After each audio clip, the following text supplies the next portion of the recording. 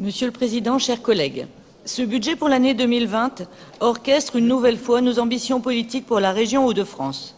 Notre bonne gestion budgétaire et les économies que nous avons d'ores et déjà réalisées depuis le début du mandat nous conduisent cette année à abonder certaines de nos politiques.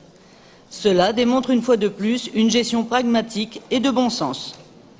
Sous votre impulsion, Monsieur le Président, la région sait atteindre ses objectifs tout en gardant une marge de manœuvre nécessaire qui profitera en 2020 à trois de nos priorités que sont l'emploi, le pouvoir d'achat et la proximité avec les habitants de notre région.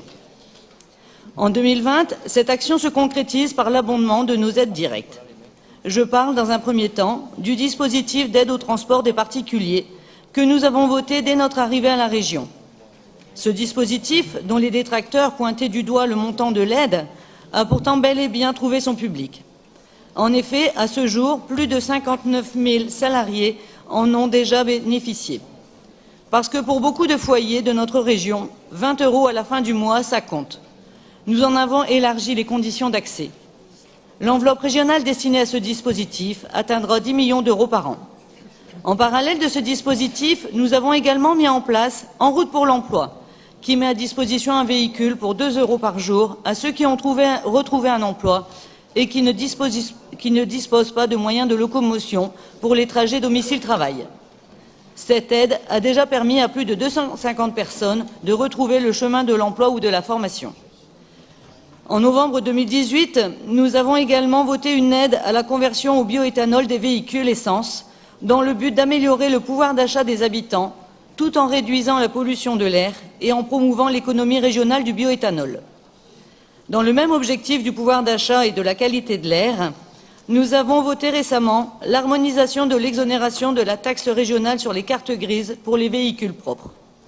Ce dispositif, dont le coût est estimé à 1,5 million d'euros par an, vient en complément de la baisse progressive de la fiscalité de la carte grise suite à notre volonté d'alignement du tarif par le bas.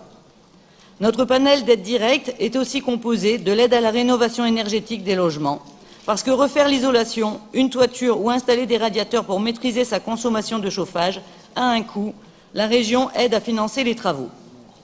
Nous comptons également l'aide à la garde d'enfants pour les habitants de notre région. Cette aide favorise le maintien dans l'emploi des parents en situation de formation ou d'emploi faiblement rémunérés en leur facilitant l'accès aux services de garde d'enfants. Depuis 2017, cette dernière a été accordée à plus de 20 400 dossiers pour un budget annuel de 2,5 millions d'euros par an.